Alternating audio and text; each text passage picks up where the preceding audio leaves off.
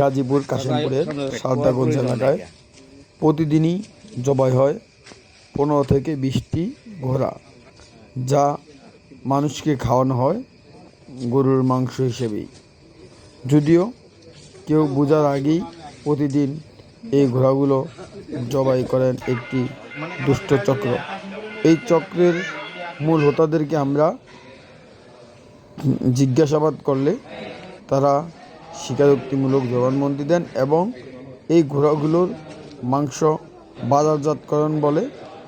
আর এখন কাশিমপুর অঞ্চল সহ সারা বাংলাদেশের সবাইকে গরুর মাংস কিনতে সতর্কতা অবলম্বন করার জন্য অনুরোধ করা হলো এবং সম্পূর্ণ যাচাই বাছাই ছাড়া গরুর মাংস, খাসির মাংস ক্রয় করা থেকে বিরত থাকার জন্য সবাইকে অনুরোধ করা হলো।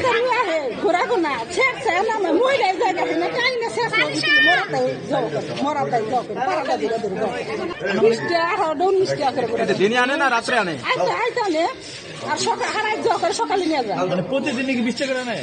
20 টাকা 12টা 10 টাকা করে আনি প্রতিদিন। একটা মরে না গাড়ির ভিতরে? মরে তো গুড়া খাওয়া যায় নি, গুড়া খাবো মরা ধরা যাওয়া করে না খাবার দাম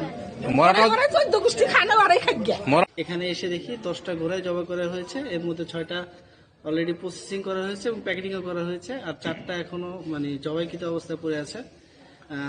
এক একটা ঘোড়ায় মিনিমাম 30 থেকে 40 কেজি মাংস হয় আর কি এখানে যেগুলো আছে। তো সেই হিসাবে আপনার আনুমানিক 300 থেকে 400 কেজির মতো এখানে মাংস আছে।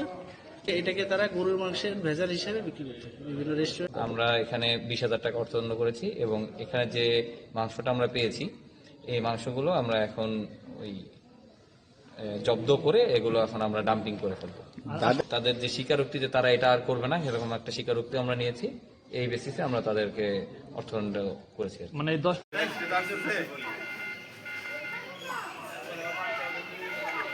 মানে আমাদের গাড়ি কাশিমপুরের মধ্যে মানে আসলে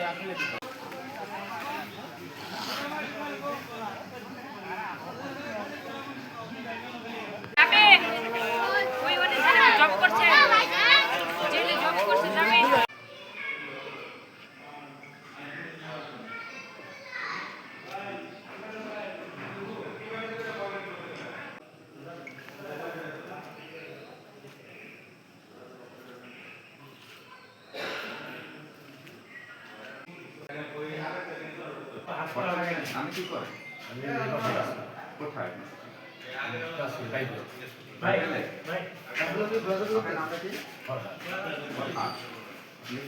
মূল পেশা কি?